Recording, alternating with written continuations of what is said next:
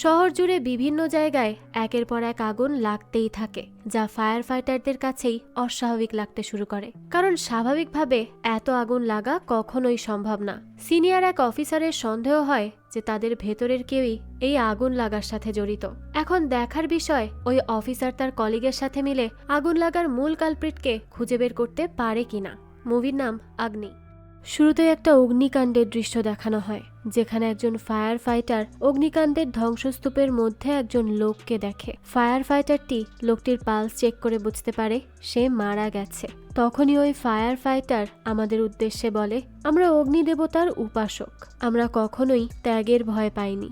নিজের জীবন ঝুঁকি নিয়ে আমরা প্রতিটি আগুন নিভিয়ে থাকি। তবে তোমরা তো আমাদের ভুলে যাও, কিন্তু এতটুক মনে রেখো, যারা শিখার মাঝে জীবন ধারণ করে তারা অমর হয়ে থাকে। এর পরের দৃশ্যে একজন ফায়ার ফাইটারকে দেখানো হয় যে পুজো করে সকলকে আশীর্বাদ নিতে বলে। আমরা সেখানে একটি ব্যস্ত ফায়ার স্টেশন দেখতে পাই, যেখানে প্রত্যেকেই আলাদা আলাদা কাজে ব্যস্ত ছিল। তারপরে একজন লোককে দেখি যে পত্রিকার পাতা থেকে একটা আর্টিকেল কেটে একটা নোটে আটকে রাখে। এরপরে 2017 সালের 16ই জানুয়ারি মুম্বাইয়ের প্যারেল ফায়ার স্টেশনের দৃশ্য দেখানো হয়, যেখানে একজন হেল্পলাইনে ফোন দিয়ে বলে, কারিয়েনে হারি রেস্টুরেন্টে আগুন লেগেছে, তাড়াতাড়ি 2টা গাড়ি পাঠান। তো এরপরই লোকটি সাইরেন বাজিয়ে অগ্নিকাণ্ডের ঘটনাটি সবাইকে জানিয়ে দেয়। তখনই নকুল নামক এক অফিসার দ্রুত মর্গে ফোন দেয় আর অ্যাম্বুলেন্সকেও জানায় অগ্নিকাণ্ডের বিষয়টি। এরপরই নকুল টর্চ নামের একজনকে জিজ্ঞেস করে, বিধান স্যার কোথায়? টর্চ জানায় বিধান স্যারের ডিউটি 1 ঘন্টা আগেই শেষ হয়ে গেছে, সে এখন হয়তো বাসায় থাকবে। এরপরই নকুল ফোন করে বিধানের বাসায় আর তার স্ত্রীকে জানায়, বৌদি নকুল বলছি স্টেশন থেকে। তখনই বিধানের স্ত্রী রুক্মিণী বলে, ও তো ঘরে নেই। তখন নকুল বলে, স্যারকে আসলে ফোনে পাওয়া যাচ্ছে না, জরুরি কাজ, খুবই বিপজ্জনক পরিস্থিতি তৈরি হয়েছে, দ্রুত আমাদের সাথে যেতে হবে। তখনই বিধানের স্ত্রী বলে, ঠিক আছে, ও বাসায় আসলেই আমি বিষয়টি তাকে জানিয়ে দিব। এরপরই রুক্মিণী প্রার্থনা করতে থাকে বিধানের জন্য। তো এখানে বোঝাই যায় একজন ফায়ার ফাইটারের পরিবারের সকলে তাদের নিয়ে কত চিন্তিত থাকে। তো অন্যদিকে আমরা বিধানকে দেখি, সে জাজ নামের একজনের সাথে বাইকে যাচ্ছে, সেও তার কলিগ। তো জাজ বলতে থাকে, ডিউটি শেষ, বারও শেষ, অর্থাৎ তারা মদ্যপান করে বাইক চালাচ্ছিল।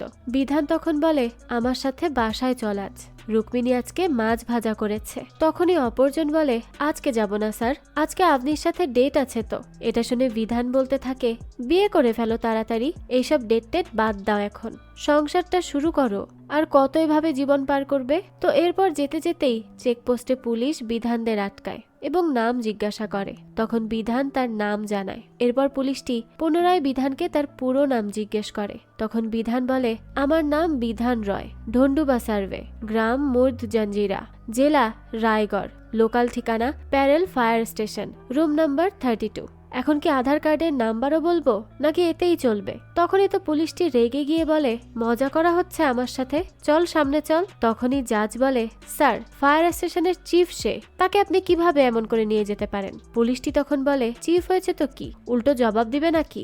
আসলে তারা ড্রিঙ্ক করে যাচ্ছিল, তাই পুলিশ তাদেরকে আটকে আর এসব বলতে থাকে। তখনই বিধান বলে, আমি কোথায় উল্টো জবাব দিলাম? যেটা জিজ্ঞাসা করেছেন সেটাই তো বললাম। 2 দিন বাসায় যাইনি আমরা, 3 জায়গায় আগুন নিভিয়েছি, 5 জনের প্রাণ বাঁচিয়েছি, ডিউটির পর একটু বেশি পান করা হয়ে গেছে, তাই বলে এইরকম আচরণ করবেন? তখন পুলিশটি বলে, ও তাহলে এই কাহিনী, তোমার ডিউটি গুরুত্বপূর্ণ আর আমার ডিউটি নয়? আমি তো কতক্ষণ ধরে তোমাদের মতো ড্রাঙ্ক ব্যক্তিদেরকে আটকাচ্ছি, কিন্তু এখন যদি যেতে দিই তোমাদের, পরে তো তোমরাই বলবে যে আমরা ঠিক মতো আমাদের ডিউটি পালন করি না। তখন তারা বলে, আমরা কখন এই কথা বললাম? আমার শ্যালকও কিন্তু পুলিশ অফিসার, সামিত সাওয়ান্ত তার নাম। আমি জানি পুলিশরা কিভাবে কাজ করে। আপনি এখানে 2 নাম্বারই আটকে কাজ করছেন, আর সে তো 2 নাম্বারির সাথে কাজ করে। তখন পুলিশ অফিসারটি বলে, ও আচ্ছা, এখন কি লাইসেন্স আছে সাথে, নাকি সেটাও মিস্টার সাওয়ান্ত ব্যবহার করেন? তখন বিধান লাইসেন্স দেখালে পুলিশ অফিসারটি অপেক্ষা করতে বলে চলে যায়। তখনই বিধানদের রাস্তার সামনের ওভারব্রিজে তাদের ফায়ার স্টেশনের গাড়ি দেখা যায়। বিধানরা ওই গাড়িটি দেখতে পেয়ে অস্থির হয়ে পড়ে যে না জানি কোন বিপদ হলো আবার। তাই তারা তখনই ওই গাড়ির পিছু করে গন্তব্যস্থলের জন্য রওনা হয়। এরপরই গাড়ির ভেতরের দৃশ্য দেখানো হয়, যেখানে রেস্টুরেন্টে কোন দিক থেকে প্রবেশ করবে আর কিভাবে আগুন নেভাবে তারই পরিকল্পনা করা হচ্ছিল। এরপর অগ্নিকাণ্ডের দৃশ্য দেখানো হয়, যেখানে বিধান মহাদেব নামের একজন ফায়ার ফাইটারের থেকে জুতা এবং অন্যান্য পোশাক নিয়ে নেয়। দেখা যায় অসংখ্য মানুষ আগুন নেভানোর কাজে কর্মরত। অগ্নিকাণ্ডের বাইরে অসংখ্য মানুষ ভয়ে আর আতঙ্কে শোরগোল শুরু করে দিয়েছে, আর এটাই তো স্বাভাবিক। তখনই বিধান এসে এক কর্মকর্তার পোশাক নিয়ে প্রস্তুত হয়ে ওঠে। এরপর তারা আগুন নেভানোর কাজে লেগে পড়ে। এখানে আমরা ফায়ার ফাইটার কর্মকর্তাদের সাহসিকতার পরিচয় পাই। সব ভয় উপেক্ষা করে তারা অগ্নিকাণ্ডের মাঝে গিয়ে আতঙ্কগ্রস্ত মানুষকে উদ্ধার করছে, অথচ তাদের নিজের জীবনেরই কোনো নিরাপত্তা নেই। তো এখানে দেখা যায় অগ্নিকাণ্ডের মধ্যে বড় বড় বিস্ফোরণ ঘটতে থাকে, যেটা হওয়ারই কথা নয়। বিল্ডিং এর অগ্নি নির্বাপক যন্ত্রগুলোও সবগুলো খালি ছিল। তো এরপরই কিছু মানুষকে রক্ষার পর আগুন কিছুটা নিয়ন্ত্রণে আসে। তখনই তারা অগ্নিকাণ্ডের থেকে দূরে আসলে সেখানে মিডিয়া পৌঁছে যায় ইন্টারভিউ এর জন্য। রিপোর্টাররা বলে, স্যার, আজকে আপনি অনেক সাহসিকতার পরিচয় দিয়েছেন। তখনই বিধান বলে, শুধু আজ? আমরা কি প্রতিদিন এই কাজ করি না? ভেতরে বিগ বস আছে, তার ইন্টারভিউ নিন। এরপরে একজন নারী কর্মকর্তা এসে বলে, আগুন তো স্বাভাবিক লাগছে না স্যার। তখন আরেকজন বলে, প্রতিবার অগ্নিকাণ্ডের কাছাকাছি আসলেই তাপমাত্রা জানা যায়, কিন্তু এইবার কিছু বিচিত্র বিষয় লক্ষ্য করলাম। হঠাৎ করে অগ্নিশিখা নীল হতে শুরু করলো। বিধানও তখন বলে, হ্যাঁ, আমিও এটা প্রথমবার খেয়াল করলাম। অনেক অস্বাভাবিক ছিল ব্যাপারটা। তখন ওই নারী কর্মকর্তা প্রতিটি বিষয় নোট করতে থাকে। সে এরপর জিজ্ঞেস করে, আগুন কখন লেগেছে? কোনো ধারণা আছে? জবাবে একজন বলে, এই তো হবে 3-4 ঘন্টা আগে। তখনই একজন আহত ব্যক্তি বিধানকে অনুরোধ করে বলে, আমার বউ বাচ্চা ভেতরে আছে, তাদেরকে বাঁচান প্লিজ। তখনই বিধান চলে যায় তাদের বাঁচাতে। এত ভয়াবহ অগ্নিকাণ্ডকে উপেক্ষা করেই ঝাঁপিয়ে পড়ে অন্যের জীবন বাঁচানোর জন্য। আর যখনই তারা মেয়েটাও তার বাচ্চাকে বাঁচিয়ে বাইরে আসবে, ঠিক তখনই বিল্ডিং এর এক অংশ পড়ে সামনে ব্লকেজ তৈরি হয়ে যায়। অন্যান্য কর্মকর্তারা যখন বিস্ময়ের সাথে বোঝার চেষ্টা করছে যে এখানে কি ঘটল, ঠিক তখনই তারা সব প্রতিকূলতা ডিঙিয়ে বিল্ডিং থেকে বের হয়ে আসে। এরপরে বিধানের বাসার দৃশ্য দেখানো হয়, যেখানে বিধানের স্ত্রীকে তার ভাবির সাথে কথা বলতে দেখা যায়। রুক্মিণীর ভাবি তাকে বলে, এবার কিন্তু তোমাদের আসতেই হবে। তখন রুক্মিণী বলতে থাকে, আরে হ্যাঁ, তোমাদের নতুন বাসার জন্য পার্টি রেখেছ, এটা কিভাবে ভুলতে পারি বলো।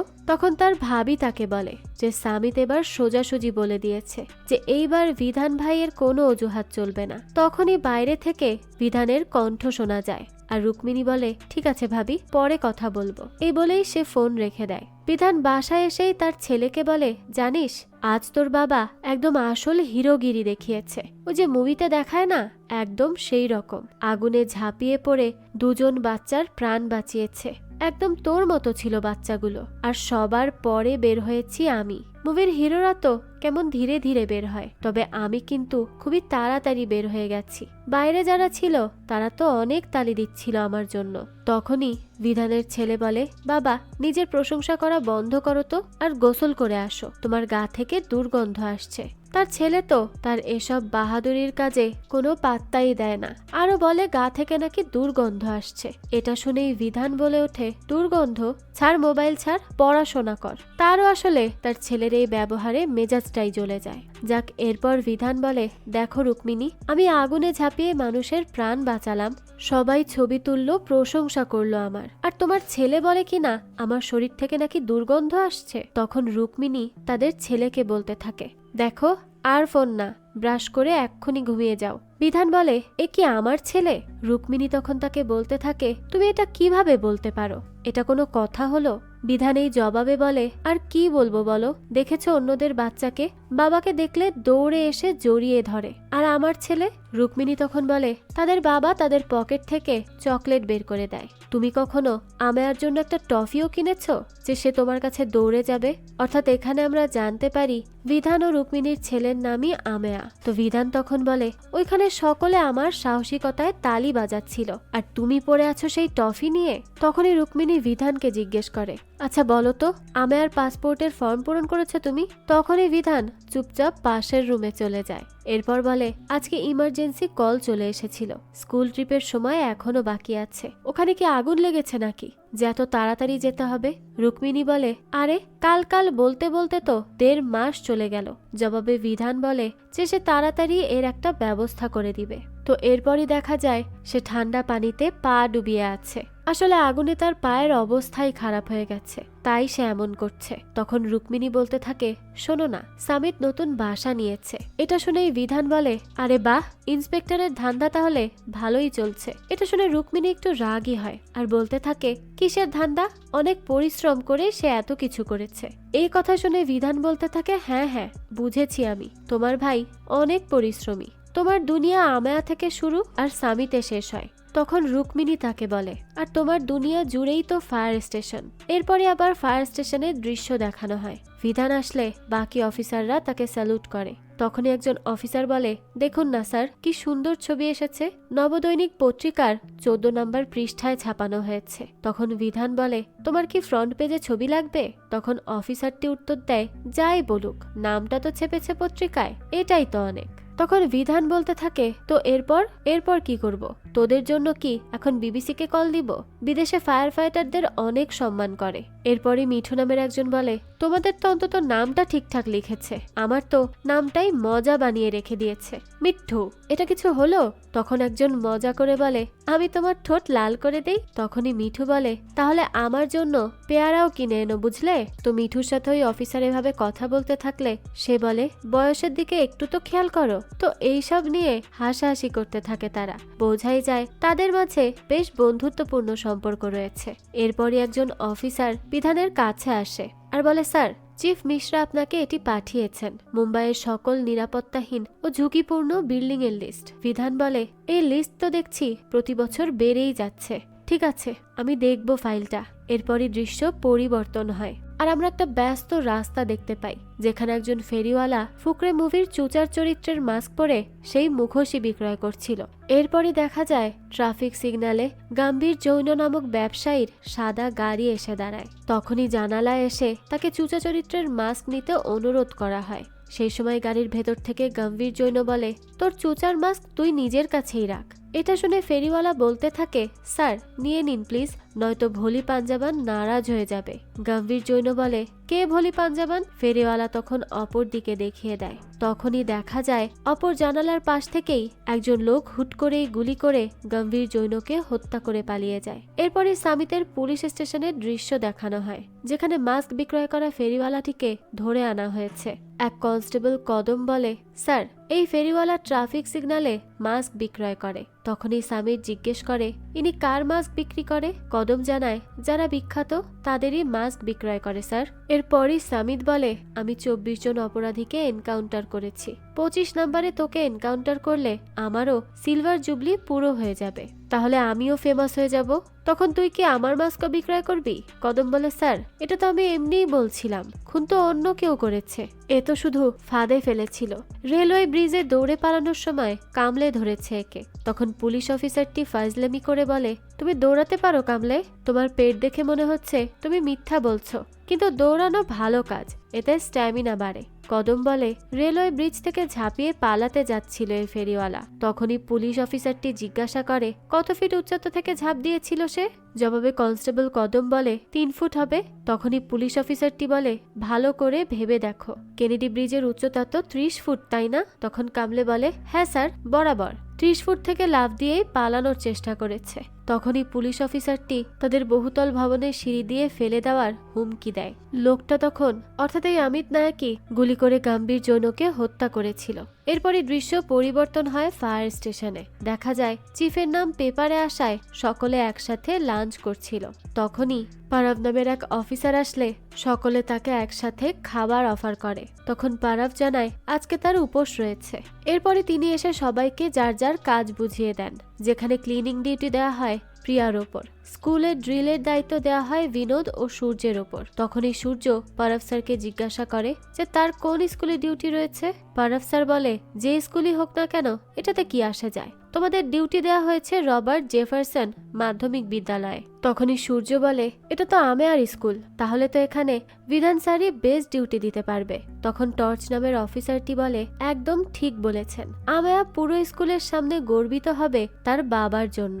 তখন আমায়া বাচ্চানের স্টাইলে বলবে, আমার বাবা চিফ। পারাফ স্যার তখন টর্চের সাথে মজা করেই বলে যে যখন তোমার বাচ্চা বড় হবে তখন তুমি ওর বাহুতে এটা লিখে দিও যে আমার বাবা ব্যাটারি ছাড়া টর্চ। এইভাবে মজা করতে থাকে সকল অফিসার মিলে। আর ঠিক তখনই ফায়ার স্টেশনের সাইরেন বেজে ওঠে আর কেউ একজন বলে, বিক্রিল অরবিন্দ পোশাক কারখানায় আগুন লেগে গেছে। এরপরই সকল অফিসার একত্রে প্রস্তুত হয়ে অগ্নিসংযোগের স্থানে যাওয়ার জন্য রওনা দেয়। বিধান তখন শর্টকাটে পৌঁছানোর জন্য অন্য রাস্তা ধরে গাড়ি নিয়ে যাওয়ার নির্দেশ দেয়, কিন্তু অন্য গাড়িটি সোজা রাস্তা ধরেই যেতে থাকে। আর অবশ্যই এক্ষেত্রে বিধান রায় আগে পৌঁছাবে।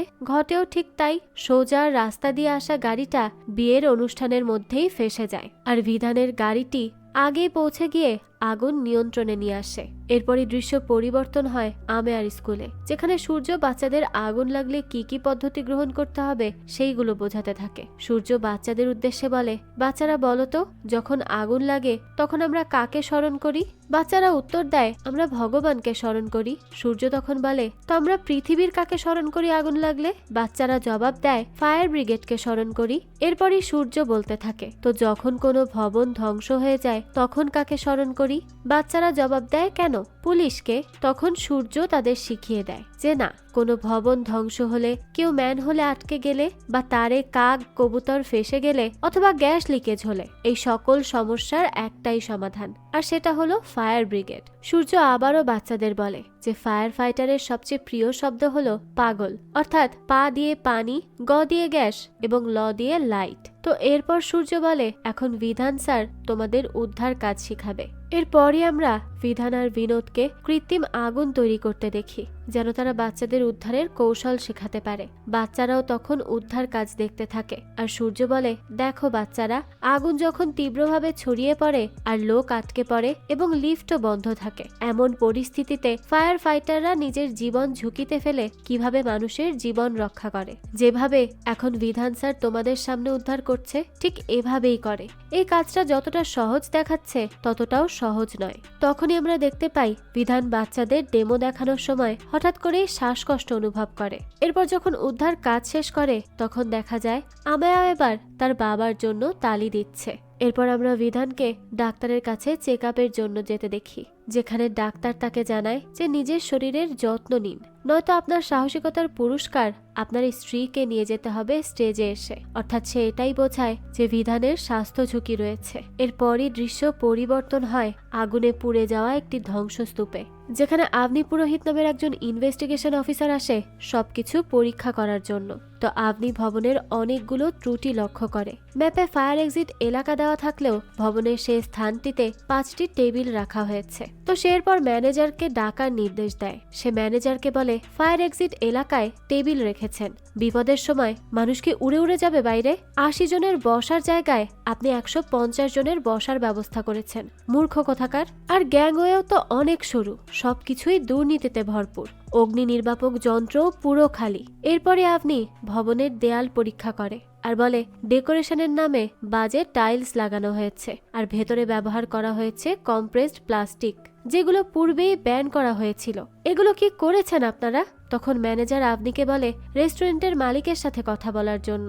আবনি তখন জবাবে বলে, মালিকের সাথে আপনি কথা বলুন আর উকিলের সাথেও কথা বলুন, এত দুর্নীতি রয়েছে এখানে, আপনাদের তো জেল হওয়া উচিত, বোকার দল কোথাকার। এরপরে আপনি তারই একজন কলিগকে ফোন দিয়ে বলে, কোথায় তুই বন্ধু, কতবার তোকে কল করছি। এরপরই জাজ আবনিকে বলে, তোর মেজাজ খারাপ কেন রে, কি হয়েছে? আবনি জানায়, আসলে আমাদের দেশের মূল সমস্যা কি জানিস? কারো কাছে অন্যের জীবনের মূল্যই নেই, সকলকে গুলি করে মারা উচিত। তো এরপরই তারা বাইকে করে অফিসে ফিরে আসে। বিধান তখন আবনিকে জিজ্ঞাসা করে, আগুনের উৎস কি, অর্থাৎ কোথা থেকে লেগেছে আগুন, কিছু কি জানা গেল? আবনি জানায়, স্যার অনেক বেশি ত্রুটি ছিল, ঠিকভাবে শিওর হতে পারছি না। কোথা থেকে আগুন লেগেছিল। তারা কম্প্রেসড প্লাস্টিকও ব্যবহার করেছে। অনেকগুলো ঘি এবং তেলের বোতলও ছিল স্যার। অগ্নি নির্বাপক যন্ত্র সিল করা থাকলেও খালি ছিল, শোপিসের মতো রেখে দিয়েছিল। এরপরে বিধান বলে, প্রত্যক্ষদর্শী কাউকে পাওয়া গেছে? আপনি বলতে থাকে, কেউই নেই স্যার। বিধান তখন জিজ্ঞেস করে, তো তাপমাত্রা 1000 ডিগ্রি সেলসিয়াস হলো কিভাবে?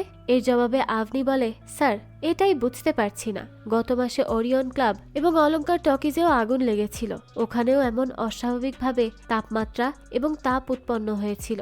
বিধান বলে, কোনো অগ্নিসংযোগকারী পদার্থ পাওয়া গিয়েছে কি? এর জবাবে আপনি জানায়, 2 থেকে 3 দিনের মধ্যেই ল্যাব রিপোর্ট চলে আসবে স্যার। ততদিনেই আমি বিএমসি কে বিষয়টি জানাচ্ছি। এরপর আপনি বিধানকে জিজ্ঞেস করে, স্যার আপনি কি আগুন লাগানোর জন্য কাউকে সন্দেহ করছেন? বিধান বলতে থাকে, রিপোর্ট আসতে দাও, এরপর দেখা যাবে। এরপরই পৌরসভার দৃশ্য দেখি আমরা, যেখানে আপনি এক কর্মকর্তাকে রিপোর্ট দেয়। আপনি বলে, গত 6 থেকে 7 মাসে কিছু অগ্নিসংযোগে আমরা কিছু সন্দেহজনক ব্যাপার লক্ষ্য করেছি। এটা আর্সেনের অন্তর্ভুক্ত হতে পারে। তখন কর্মকর্তাটি বলে, আগুনের কেউ কেন আসন করবে? এটা শুনে আপনি বলে, স্যার ইয়োগার আসন নয়, এটা আর্সন, যার মানে কেউ জেনে বুঝে আগুন লাগিয়েছে। তখনই কর্মকর্তাটি বলে, ম্যাডাম এই মুম্বাই শহরের সবাই কত ব্যস্ত, কার সময় হয় এই আগুন লাগানোর? এই কথাটি আপনাদের মুখে মুখেই তৈরি হয়েছে।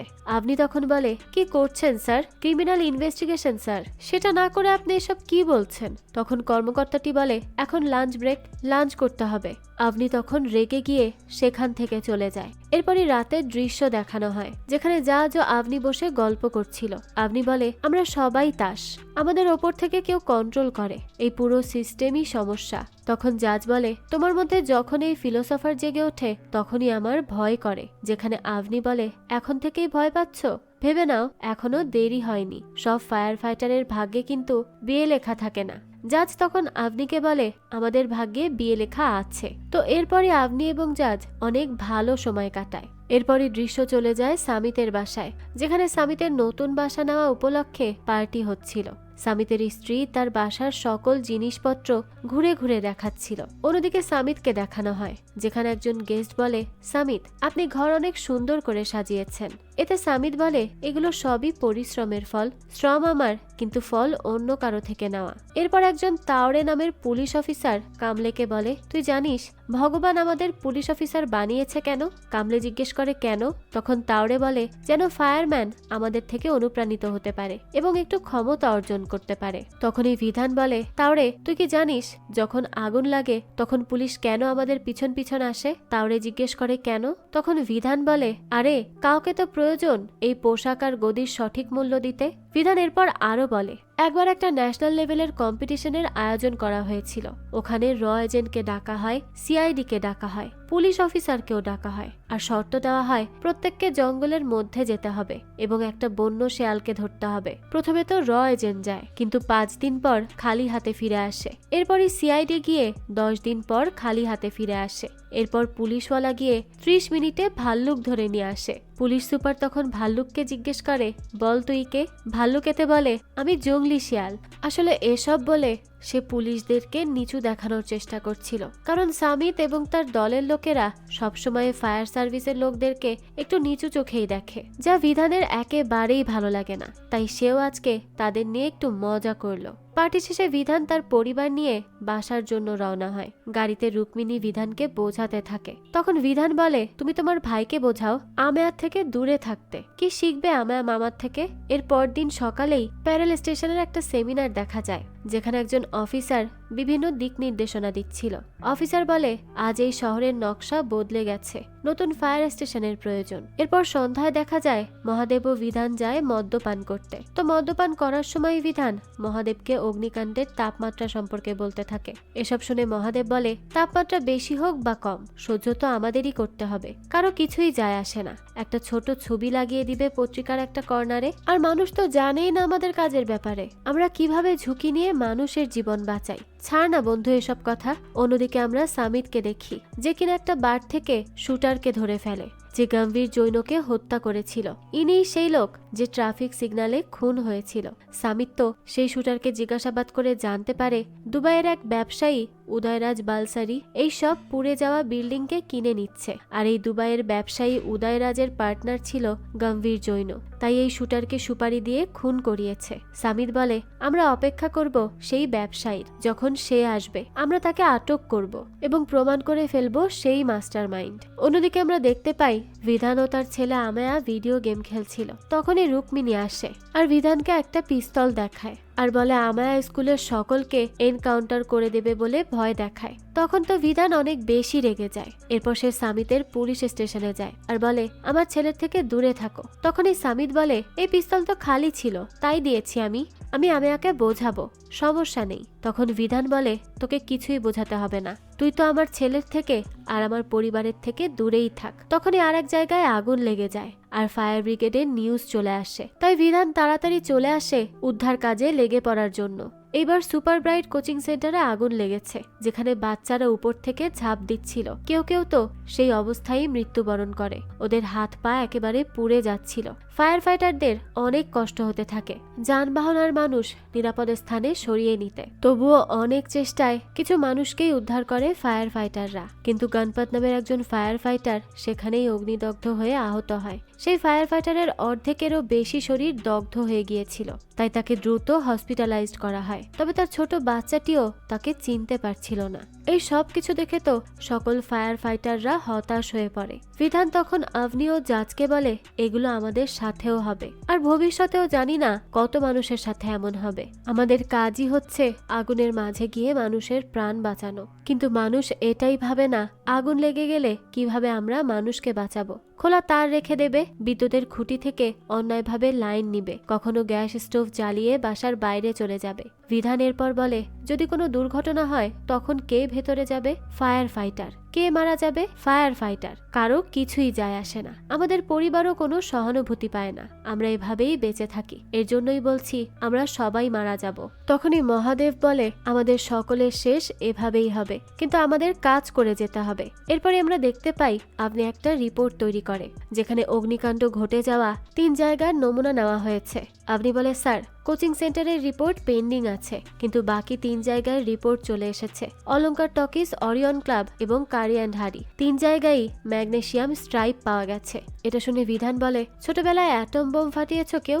এখানেও একই পদ্ধতি অনুসরণ করা হয়েছে, আর যেটা করেছে সে বিস্ফোরক পদার্থকে ম্যাগনেসিয়াম স্ট্রাইপ দিয়ে বেঁধে আগুন লাগিয়ে বিস্ফোরণ তৈরি করেছে। এটা নিশ্চিতভাবে পরিকল্পনা মাফিকই ঘটানো হয়েছে, আর এত বেশি তাপমাত্রা হওয়ার কারণে কোনো প্রমাণও থাকেনি। আর এই কাজ কোনো অভিজ্ঞ ব্যক্তিরই হবে, যার আগুন সম্পর্কে ভালো জ্ঞান আছে। এরপরে দৃশ্য পরিবর্তন হয়, আমরা দেখতে পাই মন্ত্রীর সাথে মিটিং চলছে, যেখানে সামিত সহ সকল ফায়ার স্টেশনের ফায়ার ফাইটাররা ছিল। মন্ত্রী বলে, কোচিং সেন্টারে আগুন লেগে 2টা বাচ্চা মারা গেছে, খুবই খারাপ হয়েছে ব্যাপারটা, তবে চিন্তা করো না। এরপর সে রিপোর্টারকে বলে, আমি যা যা বলবো সেগুলোই কাল পত্রিকার পাতায় লেখা হবে। বিধান তখন মন্ত্রীকে বলে, গণপত সিন্ধের কি হবে স্যার? সে তার জীবন হারিয়েছে অগ্নিকাণ্ডে, ওর ফ্যামিলি তো ইন্স্যুরেন্সও পাবে না। মন্ত্রী তখন জিজ্ঞাসা করে, তুমি কে? বিধান তখন তার পরিচয় দেয় এবং মন্ত্রীকে বলে, স্যার এগুলো পরিকল্পনা মাফিকই ঘটানো হয়েছে। অলঙ্কার টকিজ, অরিয়ন ক্লাব, কারি এনে হারি সকল জায়গায় একইভাবে আগুন লাগানো হয়েছে।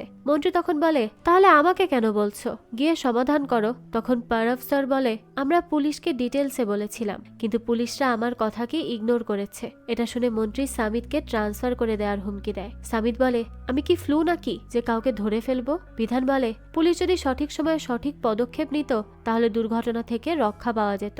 সামিত বলতে থাকে, মুম্বাই পুলিশ পুরো মুম্বাই শহর চালায়, গল্প শোনায় না তো। সে এরপর মন্ত্রীকে বলে, স্যার গত 3 মাসে ফায়ার স্টেশনে 352টি কল এসেছে, এর মধ্যে শর্ট সার্কিট 148টি, 36টি গ্যাস লিকেজ। এর মধ্যে ইচ্ছাকৃতভাবে আগুন লাগানো হয়েছে এমন একটা কেসও নেই, তাই এই আগুন স্বাভাবিক। এরপর মিটিং এ আভনি আসে। আভনি বিধানের দিকে তাকালে মন্ত্রী বলে, কি হাইড অ্যান্ড সিক খেলা হচ্ছে? যা বলার পরিষ্কারভাবে বলো। তখনই আভনি বলে, কোচিং সেন্টারের আগুন শর্ট সার্কিটের জন্য তৈরি হয়েছে স্যার। এটা শুনে সামিত বলতে থাকে, আমি জানতাম এমনটাই হবে যা আমি বলেছিলাম। এরপরই সামিত বিধানকে বলে, কি প্যারেলের শার্লক হোমস, এবার যাওয়া যাক। মন্ত্রী তখন বলে, সকলে আলোচনা করে কোনো ব্যবস্থা করো, সামনে নির্বাচন, তাই সবকিছু ঠিক থাকা চাই, আর তোমাদেরকে টাকা দেওয়া হচ্ছে কেন?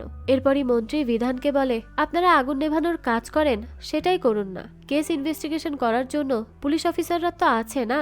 তখন সামিত তাকে বলতে থাকে, এই কেসটা প্রায়ই সমাধান হয়ে গেছে, একটা ব্যবসায়ীর বিরুদ্ধে প্রমাণ পাওয়া গেছে, সেই ব্যবসায়ীর আশা মাত্রই আমরা তাকে আটক করব। আর মন্ত্রীজি, আপনার সাথে একটা ছবি নিতে চাই। এরপরই ফায়ার স্টেশনের দৃশ্য দেখানো হয়, যেখানে বিধান জাজকে বলে, নতুন কোনো তথ্য পেয়েছো কি? জাজ বলে, না স্যার। তখনই বিধান জাজকে বলে যে সকল জায়গায় আবার যেতে, আর আভনিকে বলে যেই 3টি ছাইয়ের নমুনা সংগ্রহ করা হয়েছে সেগুলো ল্যাবে পাঠিয়ে আরো ভালোভাবে পরীক্ষা করো। এরপরে বিধান টর্চকে বলে যে সাওয়ান যেই সকল বারে যায় তার সকল ইনফরমেশন জানানোর জন্য। অন্যদিকে দেখা যায় সামিতের অফিস, যেখানে সামিত কামলের মাথায় আঘাত লাগার কারণ জিজ্ঞেস করে আর বলে, ডোমেস্টিক ভায়োলেন্সের কেস নাকি কামলে? তখন কামলে বলে, বারে আমি গফুরের সাথে দেখা করি, সে আমাকে গোলাপচাঁদ নামের একজনের সাথে পরিচয় করিয়ে দিয়েছে। গোলাপচাঁদ কিছু বিল্ডারের সাথে কাজ করত, আমি আমার সর্বোচ্চ চেষ্টা করেছি। যখন গোলাপচাঁদ মাতাল হয়ে গিয়েছিল তখন সে আমাকে বলেছে তার বস পোড়া বাসা অনেক সস্তা দামে কিনে নিয়েছে।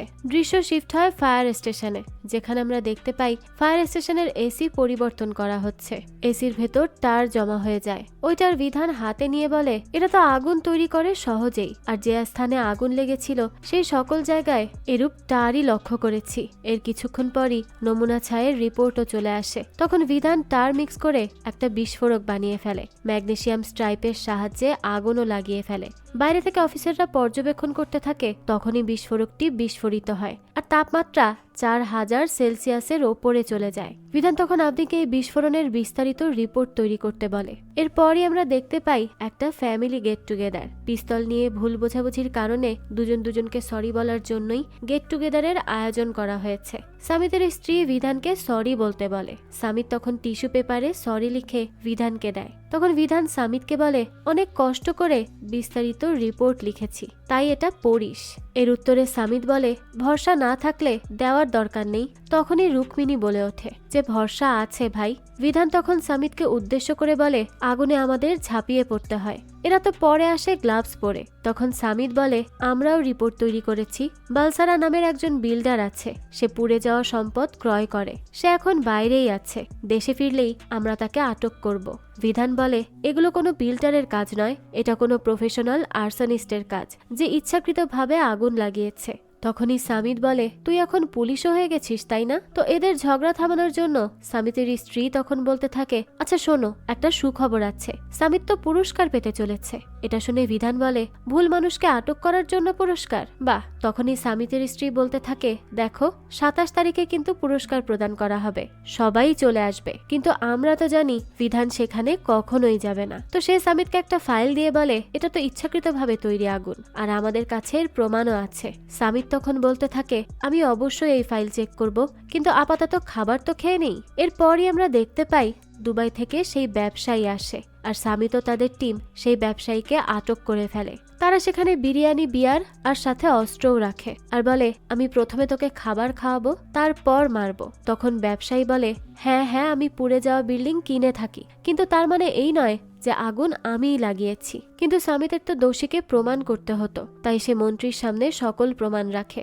তখনই মন্ত্রীর অফিসে আমরা ফায়ার ফাইটারের টিমকেও দেখতে পাই। বিধান মন্ত্রীকে বলে, ওই ব্যবসায়ী অগ্নিসংযোগ ঘটায়নি, কোনো ব্যবসায়িক কারণে ঘটেনি এই সকল ঘটনা, এটা অন্য কেউ করেছে, যার আগুন সম্পর্কে অনেক ভালো জ্ঞান আছে। তখনই মন্ত্রী বলে, আমাদের সুপার পুলিশ অফিসার সামিত কেস সলভ করে দিয়েছে, এর মাঝে আর এসো না তোমরা, এরপর দেখো এমন কেস আর দেখা যাবে না। কিন্তু বিধান ভালোভাবেই বুঝে যায় এসব অগ্নিসংযোগের ঘটনা এখানে থামবে না, তাই সে রেগে মন্ত্রীর অফিস থেকেই চলে যায়, কারণ তারা কেউই তার কথা শুনছিল না। এরপরই ফায়ার স্টেশনের দৃশ্য দেখানো হয়, যেখানে টিভির নিউজে সামিতের সাহসিকতার নিউজ প্রকাশিত হচ্ছে। তখনই একজন ফায়ার ফাইটারের বইয়ে দেখতে পাই সকল অগ্নিকাণ্ডের নিউজ। সেখানে নিহত সকল ফায়ার ফাইটারের ছবির সাথে প্রয়োজনীয় তথ্যও দেয়া ছিল। এরপরই আমরা অজ্ঞাত এক লোককে দেখি, যিনি এই সকল অপরাধ করছে। এর পরদিন রাতে আভনির জন্মদিনের পার্টি দেখানো হয়, যেখানে জাজ বার্থডে কেক কাটে। বিধান আর তার পরিবারও সেখানে ছিল। সকলেই এখানে আনন্দে মেতে ওঠে, একসাথে নাচ করতে থাকে, গান গাইতে থাকে। কিন্তু হঠাৎ করেই আবার ইমার্জেন্সি অ্যালার্ম বেজে ওঠে, অর্থাৎ আবারও কোথাও আগুন লেগেছে। তখন সকল অফিসাররা একত্রে উদ্ধার কাজের জন্য রওনা হয়। আগুন তীব্রভাবে ছড়িয়ে পড়েছে, আর আমরা দেখতে পাই মানুষকে উদ্ধার করতে করতে সকল অফিসারের অবস্থা নাজেহাল হয়ে যাচ্ছিল। তখনই অগ্নিকাণ্ডের মধ্যে অজ্ঞাত ব্যক্তিকে দেখানো হয়, যে বিস্ফোরক রাখছিল। জাজ তো এটা দেখেই তার পিছু নিতে থাকে, কিন্তু তাকে ধরতে পারে না। এরপর সেই ফায়ার ফাইটার লোকটা বাইরে চলে আসে। তখন সে মাস্ক খুললে আমরা দেখতে পাই এটাই সেই কিলার। আর এই কিলার অন্য কেউ নয়, মহাদেব। মহাদেবের আগুন সম্পর্কে ভালো জ্ঞান রয়েছে। বিধান তো বলেছিলই যে এই কাজটি এমন কারো যার আগুন সম্পর্কে জ্ঞান রয়েছে। তো এদিকে উদ্ধার কার্যের সময় বিধানের শ্বাসকষ্ট শুরু হয়, আর কিছুক্ষণের মধ্যেই সে অজ্ঞান হয়ে যায়। জাজ তখন বিধানকে জাগানোর চেষ্টা করে, কিন্তু সে তাকে কোনোভাবেই জাগাতে পারে না। সে তখন কোনোভাবে বিধানকে বাঁচিয়ে নিজে পুরোপুরি পুড়ে যায়। আপনি তো অনেক কান্নাকাটি করতে থাকে জাজকে বাঁচানোর জন্য, কিন্তু তাকে তো আর বাঁচানো যায় না। বিধান সহ সকল কর্মীরা এতে ভেঙে পড়ে। আভনিরও সকল স্বপ্ন ভেঙে যায়। তো জাজকে যখন শ্রদ্ধাঞ্জলি দেওয়া হচ্ছিল, সেই সময় বিধান সামিতকে বলে, এবার কি বলবে? এবার কি বলবে যে জেল থেকে পালিয়ে দোষী এই কাজটি করেছে? সামিত তখন বুঝতে পারে যে আসলে এই কাজটি ওই ব্যবসায়ীর নয়, অন্য কারো। শ্রদ্ধাঞ্জলির কার্যক্রমের মধ্যেই আমরা মহাদেবকেও দেখতে পাই। মহাদেব তখন বলে, আমি তো সেদিনই বলেছিলাম আমরা সকলে মরে যাব। বিধান তো নিজেকেই দোষী ভাবতে থাকে জ্যাজের এই মৃত্যুর জন্য, কারণ তাকে বাঁচাতে গিয়েই সে মৃত্যুবরণ করেছে। এরপরই ফায়ার স্টেশনের দৃশ্য দেখি আমরা, যেখানে বিধান সকল প্রমাণার ছবি পর্যবেক্ষণ করছিল। সেখানেই সে একটা ফুটপ্রিন্টের ছবি পায়। এটা দেখে সে তখন বলতে থাকে, এই জুতা তো আমি কারিয়েনে হারি রেস্টুরেন্টে পড়েছিলাম, এটা জ্যাজের মৃত্যুর স্থানে এলো কিভাবে? তখনই আপনি বলে, না স্যার, এটা বলবোয়া টাওয়ারের ছবি। এই দেখুন, পুলিশ মার্ক করে রেখেছে আপনি যে জুতা পরেছিলেন সেটা এখানের লকারেই আছে। এরপরে আপনি লকার দেখায় বিধানকে। বিধান লক্ষ্য করে এই জুতার প্যাটার্ন তো মহাদেবের জুতার মতো, যেটা মহাদেব বিধানকে পরার জন্য দিয়েছিল। এরপরে বিধান আপনিকে বলে, আপনি একটু চেক করো তো মহাদেবের ডিউটি কি সেখানে ছিল যেখানে আমরা জ্যাজকে হারিয়েছিলাম। তো ওই দিনই আবার হায়ার অফিসার বিধানকে ডেকে পাঠায় আর বলে, তুমি উপযুক্ত নও। আমরা জানি সেদিন কি ঘটেছিল, তোমার শ্বাসকষ্ট হয়েছিল, তোমার পক্ষে এই কাজগুলো করা সম্ভব না, তুমি এখন ভলান্টিয়ার রিটায়ারমেন্ট নিতে পারো। কিন্তু বিধান এতে কিছুই বলে না। তো ওই দিন সন্ধ্যাতেই মহাদেব আর বিধান আবারও মদ পান করে একসাথে। বিধান সবকিছু শেয়ার করে তার দুঃখ প্রকাশ করতে থাকে। সে বলে, এত বছর আমি এই ডিপার্টমেন্টে দিলাম, কখনো নিজের ব্যাপারে, নিজের পরিবারের ব্যাপারে ভাবিনি, আর আজ এক মুহূর্তে আমি অক্ষম হয়ে গেলাম কাজের জন্য। তুমি ভাবো আজকে জ্যাজ কি পেল? না ওর পরিবারের কেউ চাকরি পেল, না ওর পরিবার কোনো ক্ষতিপূরণ পেল, পত্রিকায় একটা ছবিও আসলো না। মহাদেব তখন বলে, আমরা এসব কেন করছি? যেন জনসাধারণ সুরক্ষিত থাকে, তাই না? কিন্তু আমাদের নিয়ে কোনো পরোয়া নেই কারো। আমরা বেঁচে থাকি বা মরে যাই, মানুষের শুধু নিজের জীবনের মূল্য আছে। মহাদেব আরো বলে, আমার কি পরিবার ছিল না? আমার বাবা আগুনে দগ্ধ হয়ে মারা গিয়েছিল, আংটি দেখে শনাক্ত করেছিলাম তাকে। জ্বলন্ত বাবাকে আবার চিতায় দিয়ে দগ্ধ হতে দেখার যন্ত্রণা আমরা ছাড়া কেউ বুঝবো না। আমার আগুনে পুড়ে যাওয়া মাকে আবারও আগুনে দিতে হয়েছিল। আমার বাবাও ফায়ার ফাইটার ছিল, তিনি কি পেলেন? কোনো সম্মান পাননি আমার বাবা। 26/11-তে ভাই পরশুরামও শহীদ হয়ে গিয়েছে। সে 11 জনকে বাঁচিয়ে নিজে শহীদ হয়েছিল, কিন্তু যখন সে শহীদ হয়ে যায় কেউ আসেনি তার মৃত্যুতে, কেউই আসেনি দুঃখ প্রকাশ করতে। মানুষ অনেক স্বার্থপর, মানুষ শুধু পারে ভাষণ দিতে। সামিতের মতো মানুষকে সিস্টেমে আনে। মানুষ এটা প্রশ্ন করে না আমাদের মতো কর্মীদের ব্যাপারে। যাক, এখন চল, সবকিছু ভুলে বাসায় যা। আর শোন, শিখায় যে জীবন ধারণ করে থাকে সেই অমর। এরপরই মহাদেবকে দেখতে পাই যে বাসায় গিয়ে তার বাবা মা সন্তান ওই স্ত্রীর ছবিতে আরতি দেয় এবং বলে, অনেক বড় কাজ করতে যাচ্ছি বাবা, সবাই আমাদের ক্ষমতা জানতে পারবে এবার, তোমার বলিদান বিফলে যাবে না বাবা। এর পরদিন সকালেই সামিতকে দেখানো হয়। তার স্ত্রী বলে, আমাদের কাছে 17টি টিকিট আছে, অর্থাৎ এখানে সামিতের পুরস্কার গ্রহণের অনুষ্ঠানের কথা বলা হয়েছে। সে বলতে থাকে, আমি রুক্মিণী আর আমেয়া সামনে বসবো। সামিত জিজ্ঞাসা করে, বিধান আসবে না? তখন সামিতের স্ত্রী জানায়, বিধান ভাইয়ের কাজ আছে। এটা শুনে সামিত বলে, ওর কাজ না থাকলেও ও কখনোই আসতো না আমার সফলতা দেখার জন্য। অন্যদিকে ফায়ার স্টেশনে দৃশ্য দেখানো হয়। আপনি পেপারে ফায়ার ফাইটারের মৃত্যুর সংবাদ দেখে। সে তখন সেই ছেলেটাকে পেপার দিয়ে বলে, তোর ম্যাগাজিনের জন্য আর একটা ছবি চলে এসেছে, এটাও কেটে তোর ম্যাগাজিনে লাগিয়ে নে। তখন ছেলেটা বলে, রাভেন পোশাক কারখানায়ও এমন ছবি ছাপায়। যখনই এমন ছবি ছাপায় তখনই এমন অগ্নিকাণ্ড ঘটে। আপনি তখন সব ছবি প্রকাশের একটা প্যাটার্ন লক্ষ্য করে, আর যখনই ছবি প্রকাশ পায় তখনই অগ্নিকাণ্ড ঘটে। এটা বোঝার সাথে সাথে আপনি বিধানকে এই প্যাটার্ন দেখায় আর বলে, আমি ডেটা চেক করে দেখেছি, যেদিন জ্যাজ দগ্ধ হয়েছিল সেদিন মহাদেবের তো সেখানে ডিউটিই ছিল না, কিন্তু সেখানেই মহাদেবের জুতার ফুটপ্রিন্ট পাওয়া গেছে। এবার তো বিধানের মহাদেবকে সন্দেহ হয়, তাই সে তাকে চেক করার জন্য তার ডিপার্টমেন্টে যায়, আর তার জিনিসপত্র থেকে সেই সব পদার্থই পায় যেসব পদার্থের স্যাম্পল তারা অগ্নিকাণ্ডের স্থানে পেয়েছিল। তাই এবার বিধান বুঝতে পারে যে মহাদেবী এই সব কিছুর পেছনে রয়েছে।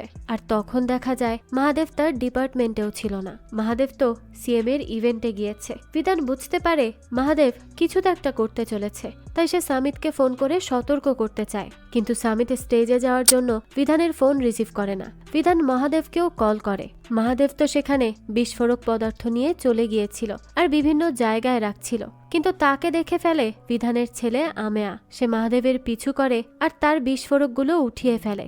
আমেয়া তো মহাদেব আঙ্কেল বলে ডাকতে থাকে, তখনই সে আমেয়াকে আটকে ফেলে। এরপর বিধানের কল রিসিভ করে। বিধান তখন বলে, মহাদেব আমি সবকিছু জেনে গেছি, তুই যা করতে চাচ্ছিস তা করিস না মহাদেব, অনেক নিরীহ মানুষ রয়েছে সেখানে। তখন মহাদেব বলে, কাউকে না কাউকে তো করতেই হতো, ঈশ্বর আমাকে সেই সুযোগ করে দিয়েছেন তাই আমি করছি, আর এই সবকিছুই তো তোমাদেরকে সম্মান দেওয়ানোর জন্য করছি। এদের কোনো পরোয়া নেই আমরা বেঁচে থাকি বা মারা যাই, তাই আমাদের জানানো উচিত যে আমরা ওদের কি কি করতে পারি, আমাদের ক্ষমতা কি কি। যখন ওরা মরবে, কষ্ট পাবে আর চিৎকার করবে, তখনই আমরা বাঁচাবো, আর সেই সময় তারা আমাদের ক্ষমতা বুঝতে পারবে। এরপরই মহাদেব ফোন কেটে দেয়। এরপর সে আমায়াকে বলে, ভরসা নেই বাবার উপর, তাই না? দামই নেই বাবার, এখন কে বাঁচাবে তোকে, তোর বাবা নাকি তোর পুলিশ আঙ্কেল সামিত? এরপরই মহাদেব আমায়াকে দরজা বন্ধ করে একটা একটা করে বিস্ফোরণ ঘটাতে থাকে। এদিকে তো মানুষ হুলস্থুল করতে শুরু করে দেয়। এর মধ্যেই ফায়ার ফাইটার টিম পৌঁছে যায় উদ্ধার কাজ শুরু করার জন্য। আর আমেয়াকে কোথাও পাওয়া না গেলে রুক্মিণী অস্থির হয়ে ওঠে, তাই বিধান ভেতরে যায় আমেয়াকে খুঁজতে। এরপরই সে তাকে বাঁচিয়ে বাইরে চলে আসে। তখনই সামিতের স্ত্রী বলে, সামিত তো এখনো অগ্নিকাণ্ডের ভেতরেই আছে। তখনই বিধান সামিতকে উদ্ধারের জন্য যায়। অন্যদিকে সামিতের সামনে পড়ে যায় মহাদেব। সে পুরো শরীরে ঘি লাগিয়ে হাতে এক বিস্ফোরক নিয়ে এগিয়ে আসতে থাকে। সামিত তখন তার দিকে গুলি করলে মহাদেব সহ বিস্ফোরণ ঘটে, আর বিধান তখন সামিতকে কোনোভাবে উদ্ধার করে বাইরে নিয়ে আসে। এরপরই যখন বাইরে মিডিয়া আসে তখন রিপোর্টার বলে, আজকের দিন কোনো চমৎকারের চেয়ে কম না স্যার, কোনো জানমালের ক্ষতি হয়নি। তখন সিএম বলে, আরে আজকের হিরো তো আমাদের সামিত সাওয়ান্ত। তখন সামিত মন্ত্রীকে বলে, না স্যার, আজকের হিরো আমাদের বিধান রাও। তো এরপরেই সকলেই আজকে স্যালুট করে বিধানকে। সবাই ফায়ার ফাইটারদের নিয়ে প্রশংসা করতে থাকে, হাততালিতে মুখরিত হয়ে যায় চারিদিক। আর এভাবেই শেষ হয় আজকের এই গল্প অগ্নি। ঠিক একইভাবে প্রতিদিন শত শত ফায়ার ফাইটার যুদ্ধ করে যাচ্ছে সিস্টেমের বিরুদ্ধে। শত শত ফায়ার ফাইটার নিজেদের জীবন উৎসর্গ করে অন্যদের জীবন বাঁচাতে। তাই আমাদেরও এই মানুষগুলোকে সম্মান করা উচিত। তো এই তো ছিল আজকের গল্প। এই গল্পটা আপনাদের কাছে কেমন লেগেছে সেটা অবশ্যই আমাদেরকে কমেন্ট করে জানাবেন। যদি এতটুকু ভালো লেগে থাকে তাহলে একটি লাইক দিয়ে যাবেন। আর হ্যাঁ, আমাদের এই চ্যানেলে কিন্তু প্রতিনিয়ত নতুন নতুন ভিডিও আপলোড করা হয়। সেই সব ভিডিওর আপডেট পেতে আমাদের চ্যানেলটিকে সাবস্ক্রাইব করে বেল আইকনে অল দিয়ে রাখতে কিন্তু ভুলবেন না। আর একটা কথা, আপনারা আমার মতো মুভি লাভারদের জন্য আমরা নিয়ে এসেছি সুলভ মূল্যে নেটফ্লিক্সের সাবস্ক্রিপশন, যেটি পেয়ে যাবেন আমাদের ফেসবুক পেজ এইচবি শপে। পেজের লিংক ডিসক্রিপশন বক্সেই দেওয়া আছে। আজকে তাহলে এই পর্যন্তই, আবারও হাজির হব নতুন কোনো ভিডিও নিয়ে। সেই পর্যন্ত সবাই ভালো থাকবেন আর আমাদের চ্যানেলের সাথেই থাকবেন। ধন্যবাদ।